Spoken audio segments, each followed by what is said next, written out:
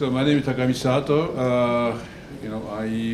I'm working at Thomas Jefferson University. That's Philadelphia. It's 1 hour, 2 hours away. And then we are working on very rare type of cancer, dominantly metastasized to the liver and then kill the patient. So this is my disclosure for the conflict of interest. So this kind of melanoma, so-called 악세 곡석슈, is not so common in Japan, but dominantly like mucosa melanoma, not like Caucasian. But it is relatively common in Caucasian population, roughly 4 to 5% of cancer in the United States, and then 1% of the deaths of the cancer patient in the United States. So on the left side, cutaneous melanoma is common, and the mutation is so-called a BRAF mutation, and then there's a medicine to block it with a BRAF inhibitor, and the MEK inhibitor combination is FDA approved. Also, metastasis is a lymph node, and then potentially any kind of organ in the body, and brain metastasis. And then when I was resident or come to the United States, only 5% patients are cured. So now after the development of so-called immune checkpoint blockade, that released the break of immune system, that increased the cure rate from the 5% or less to 40%. So that's discoverer of these immune checkpoint blockade, Dr. Jim Ison and Kyoto University professor, received Nobel Prize. And then pharmaceutical company, all kind of fields are now going to the immunotherapy. Yeah, Honjo Sensei, yeah. So and then my tumor is a uveal, very difficult to pronounce. An easy way is eye melanoma. So this cancer developed in the eye, and then patient is cured by radiation plaque to the eye. However, up to 50% patients subsequently die from metastasis. Some reason metastasis developed in the liver. So then how to manage liver metastasis is critically important for survival of patient. So Thomas Jefferson University has a Wills Eye Hospital. That's one of the largest eye cancer center. So therefore, my role is try to help the patient who unfortunately develop metastasis from the eye to the liver, on the right side. Quite different from the cutaneous melanoma. Chemotherapy doesn't work. Immune checkpoint blockade doesn't work well. So therefore, still very difficult tumor to treat. And then, okay. Then as you see, if something happened, that happened in the liver, nobody knows well why this happened. However, controlling liver metastasis is critically important for the survival. So that's the reason why that's going to somewhat overlap with Dr. Taniguchi and myself, and try to find a way to cure the liver cancer. That is our mission here.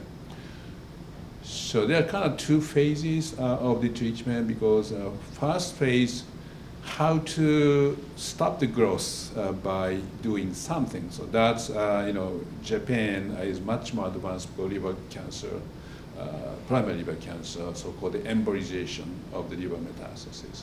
So we have done the mechanical killing of the cancer by stopping the blood flow, because that is the main site of metastasis and then life limiting. So therefore, by injecting some medicine to the hepatic artery and then cutting a blood supply give a significant impact on the liver tumor metastasis, especially hepatic cellular carcinoma also. But at the same time, preserving a normal liver, because normal liver has dominant from the portal vein. So therefore, by stopping it, we kill the cancer and then protect the other liver parenchyma. Then various chemotherapy medicine has been given, but nothing worked well. And then because this is very resistant to chemotherapy. then we developed this so-called immunoembolization. So liver is, again, M2 macrophage dominant, very difficult to treat. How to enhance immune reaction in the liver. That is a major kind of approach. Then we just use a GM-CSF because GM-CSF stimulates dendritic cell in the immune cell to uptake the cancer antigen. We destroy the cancer cell by stopping blood flow. So that's so-called immunoembolization approach. So basically like this. This hepatic artery is red, and then put the catheter in and inject the chemical GM-CSF and stop the blood flow.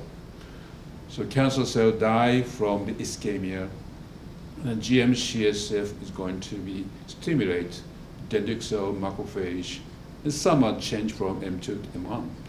And then these antigen-presenting cell go to the local lymph node, and then stimulates the immune system. Because this is a spread from the eye to the liver, we have to take care of any tumor in the body in addition to the liver. So this is the immunoembolization concept. So this is a result, this started like almost 20-some years ago, and basically we are able to show some evidence that this embolization not only controlling the liver, but stimulate the immune system. So this on the left side, Kaplan-Meier survival curve show the high dose, GM-CSF embolization, show the prevention or delay of the development of extrahepatic metastasis. And then a couple patients, we cut the tumor out, like breast metastasis. And before the immunoembolization, we don't see a lot of cells because this tumor is so-called T-cell excluded tumor, even cold. So therefore, there are many reasons for that. But after immunoembolization, as you see, it's like a lymph node. Tumor was surrounding by the massive infiltration of the immune cell. That means this local liver immunotherapy trigger the recognition of cancer and then develop the systemic immune reaction. So that's we are still doing it, but it's not perfect, and so therefore, how to improve that? That's one of the, approach. So by using so-called veno bypass system, so standard chemotherapy doesn't work, so therefore they are giving a very high dose chemotherapy, melphalan, this alkylating agent, and then sealing of the hepatic vein by the balloon, and then injecting a medicine through the hepatic artery, and then all blood flow from the liver is going to the machine, so-called HEPZATO kit, and then medicine is removed and go back to the systemic circulation. These are not the immunotherapy, but try to give a very high dose chemotherapy to the liver. Interestingly, we don't see any liver cell death. There's no elevation of the AST/ALT, but the tumor cell has a significant impact. Probably this alkylating agent maybe actively work on the dividing cell. That's kind of thing. So there's several different approaches. Our immunoembolization, we are centered to do that. We're working on that, so immune reaction, immune recognition, such and such. And this HEPZATO kit is approved by the FDA 2 years ago. And then there's many other approaches to kill the cancer directly. But eventually, the patient developed the extrahepatic metastasis, also liver metastasis, more resistant. So what we should do? But this is kind of result of our internal result. The black line here is before immunoembolization, any embolization, a patient died within 5 months. And then after starting this liver-directed treatment, we can enhance the survival 3 times. But patients say, my life is only 1.5 years, right? So therefore, there should be some improvements. That's kind of what we are doing right now. And then that is some type of systemic combination or improvement of liver treatment. So this is kind of second phase, combination of the liver treatment and systemic approach. Then, another time, mutation was discovered of this tumor. Surprisingly, 80 to 90% patient tumor has mutation in G-coupling protein alpha, so-called GNAQ, GNA11 mutation. So therefore, but this is not activating mutation, so therefore very difficult to treat anyway. So, but that does not cause the metastasis. That's just increasing growth of the tumor. And then nature of the metastasis is decided by the epigenetic change, which is mutation in BAP1. If BAP1 is mutated, a tumor is very, patient tend to die from metastasis. And then on the other hand, a patient tumor has EIF1AX mutation, patient tumor does not spread out. So we will know which tumor is more aggressive. Then the issue that we are working on right now is how to block the individual pathway. That's somewhat successful. I'm going to show that. So that's kind of changing from mechanical killing by stopping blood flow to some way to really more targeted or personalized approach. So this is a kind of very complicated signal pathway, but basically mutation is here, G-coupling protein alpha subunit. This is an inactivation, mutation inactivation process. So the signal keep coming, and then stimulate downstream here is MAP kinase pathway. This is the aphase pathway that somebody mentioned there. And also there is some side pathway to go activate AKT pathway. So then we can fix this engine because brake is broken. And we can't put a new engine in. So therefore, we're really just working on downstream. So this is most promising approach as of today is protein kinase C inhibitor. So medicine is IDE196. So basically here, PKC inhibitor block the subsequent signaling after G protein stimulation, then supposedly kill the cancer cell or suppress growth. But what's happened is it didn't happen well. So because of some rescue signaling from HGF. Liver has tons of hepatocyte growth factor, and that trigger the signal pathway of the PSA kinase pathway. So therefore, company combined this PKC inhibitor, second generation PKC inhibitor, plus MET inhibitor. So for knowing that liver tumor is protected by the liver microenvironment. So basically, combination of the hepatocyte growth factor blocking. Crizotinib is not specific for MET, but they use it because of the specific medicine is not available to combine. So IDE196 plus crizotinib. So as I told you, chemotherapy response rate is probably 5%. Immune checkpoint blockade response rate is maybe 10%. So now we are seeing here, combination of these two has the more than 40% response rate. So of course, any kind of chemotherapy medicine toxic, but this is very promising results. So therefore, this clinical study is ongoing. This is a little more, mutation-specific signal process-specific, approach. And then interestingly, this tumor is very monotonous tumor. So if you hit the one hot spot, potentially you can cure 80-90% patient. So that's phase 3 study is ongoing. And then we have been working on again, like Dr. Iguchi, tumor microenvironment in the liver. So Dr. Terai here, she found that TDO, tryptophan deoxygenase, is expressed in the liver tumor in addition to hepatocyte. And by the way, IDO inhibitor did not work.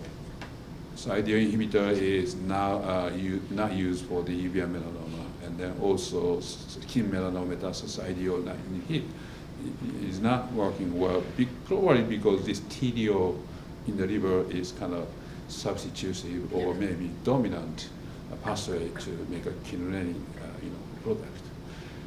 Then, as Dr. Niguchi mentioned, a liver cell is very immune cold, immunomodulatory, I would say. May not be totally cold. So this is the expression of PD-L1 in the liver, nothing basically. And then PD-1 is also nothing. So this is kind of a, T cell, immune cell cannot survive well, or immune microenvironment is supporting tumor cell to not be attacked or not be killed. So how to attack this kind of thing? This happens not only in this type of cancer, maybe 70% of the cancer is like this. It's very immune cold or immune excluded. So then our approach is here. Everyone doing similar thing, but specifically we are doing this so-called bringing some cell, forced to them go there. So the so-called T-cell engager. So that is part of success right now. And then cancer vaccine was a joke 20 years ago. Normal protein, against normal protein reaction is almost zero because the tolerance. But the combination of immune checkpoint blockade, now story is not changing. There's a messenger RNA vaccine, personalized vaccine with pembrolizumab, PD-1 antibody is now ongoing, showing some protective effects after the surgical removal. So anyway, this vaccine is coming back or came back in combination with immune checkpoint blockade.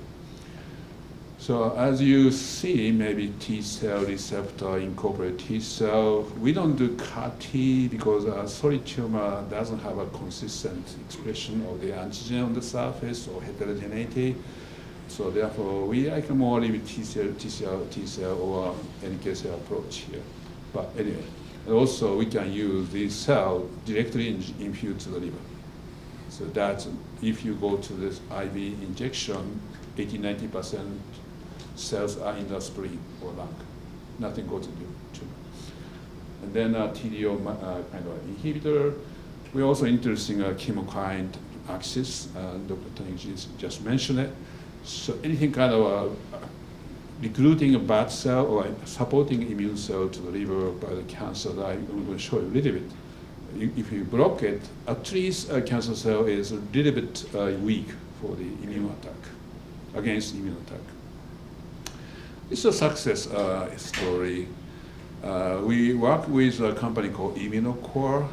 Immunocore, a UK company. I think this is the first approval for the TCR CD3 fusion protein. They use the T cell receptor recognizing GP100. By the way, GP100 T cell receptor was found by Kawakami, Dr. Kawakami, at the Rosenberg laboratory. I met him like 20 years later, and he was so happy that we are still working on this T cell receptor. Actually, they modified it, mutated it, increased the binding capacity. The other end is a CD3 antibody. So therefore, this molecule recognized the GP100 melanosome-related protein, peptide on the surface of MHC class 1, MHC A0201. So they stick to that. It's much stronger than antibody, very specific. And the other end is a T cell, CD3 antibody.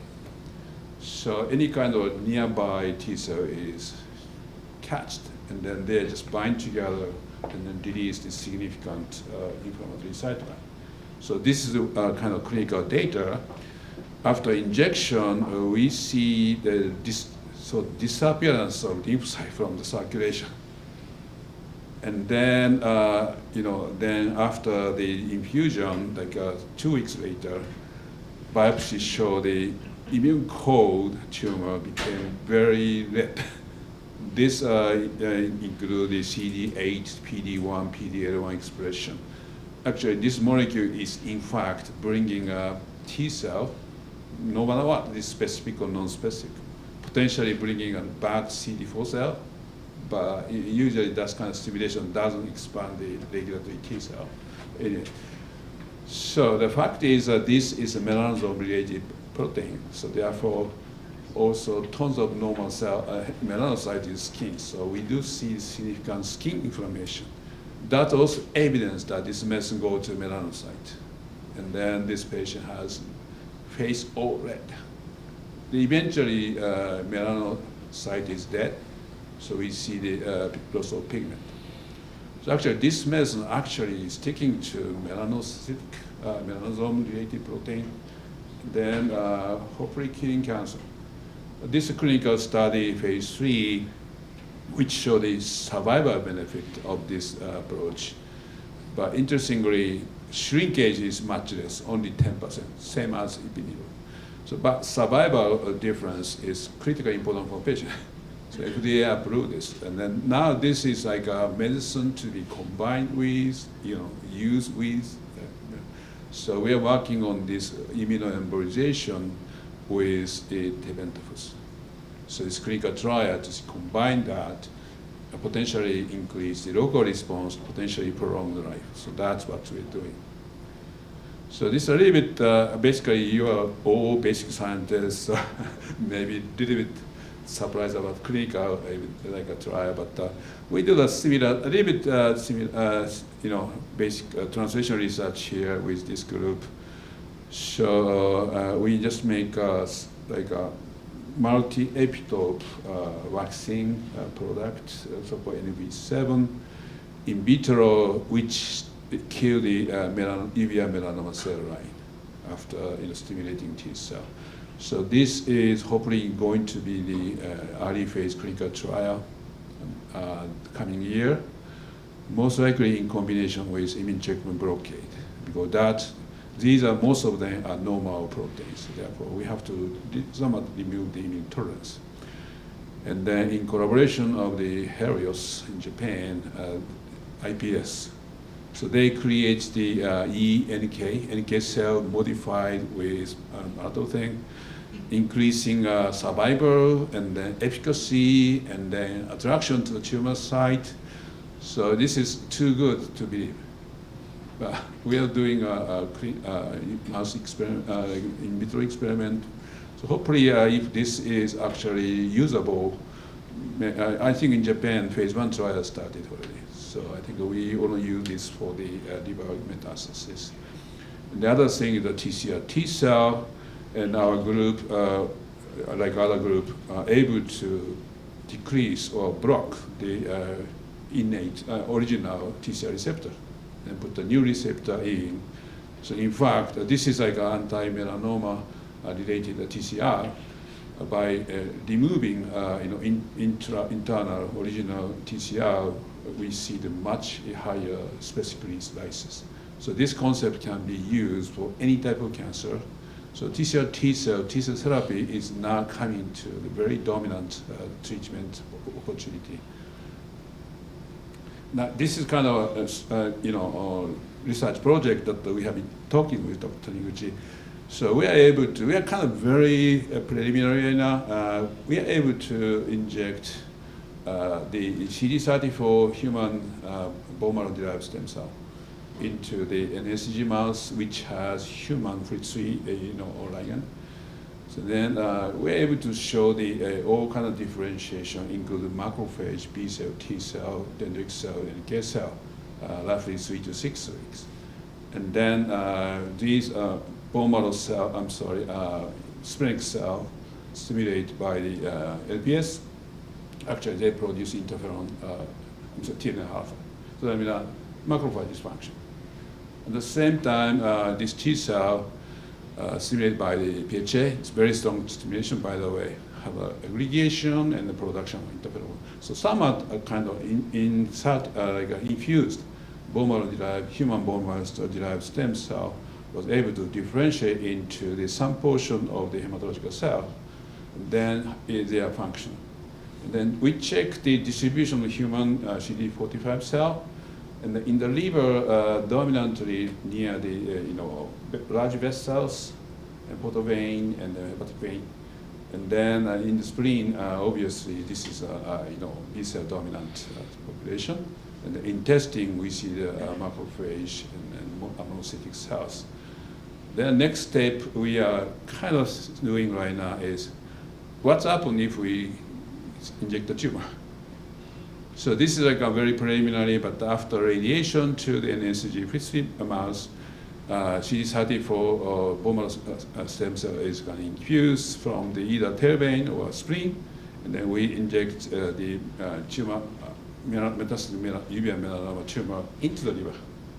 And I was going to ask Dr. Taniguchi, but whether also topic situation may be important for the liver tumor to grow.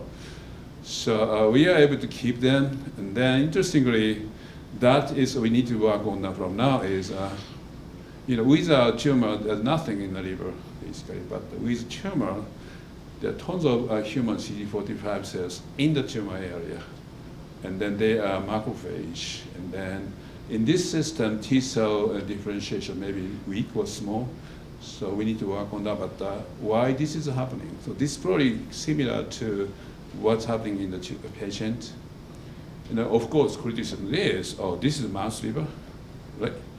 This is no T cells. So that's the thing where we're kind of talking with Dr. Taniguchi, why don't you put we can put the human tissue there, human liver, interaction is maybe different or maybe more enhanced. So that is kind of our project. I think we are after 8, so we stop it. So again, the reason why I like the United States kind of approach is we can teamwork. So Japan has some territorial discussion, competition, but we have a very excellent eye doctors in the medical oncology team, interventional radiology team, and then that is our research team here, Dr. Terai, Dr. Taniguchi. Thank you very much. Thank you very much, Dr. SATO. There any questions? Please. Thank you so much. As you know, majority of lymphocytes residing in the liver, both in human mice, consists of a typical T cell called natural killer T cells in human as well. So I'm not advertising or marketing my product, but several years ago I identified glycolipid that stimulate invariant NK T cell, both mice and human. T cell? No, it's VR24 invariant TCR. And this could be, so alpha beta, right? VR, and this is I conjointly patented by late Ralph Steimer, where I was a Rockefeller, anyway. But so I would think if you use the glycolipid, so-called 70I5, into your model, I think with your GM-CSF or whatever, anti-PD-1, may be able to see very robust anti-tumor activity. Yeah, and also I have 100 projects. One of the projects I generated HLA2 restricted human immune system mice. More than 90% of PBM is in human, and having functional CD8 T cell, which is HLA2 restricted. So you may be interested in using that. We found that in collaboration with pancreatic cancer doctor, liver metastasis of pancreatic cancer tumor cell being eliminated in our humanized mice, and there's a CD8 T cell infiltration in the liver. But again, this is mouse liver, so we have been trying to have human immune system mice with human liver engrafted mice. But I prefer to use yes, which is should be HLA matched. Yeah, actually, probably we're talking about same mice. We are using a hybrid. Yeah, that's from available from Jackson. Actually, originally from Shizuoka. Jichuken, sorry, in Japan. They made 20 years ago. So I think honored to see you today. We are actually using HLA to half a mouse, right? Okay. Yeah, that's we are working on that also. Yeah, and also I'm interested in your compound to stimulate the immune system. Yes, so if we can just. I have a GMP grade compound which is funded by Gates Foundation. So. Okay, so with your permission, somebody's permission, we'll work together. Thank you very much. Another questions? Thank you very much, Professor SATO. Okay.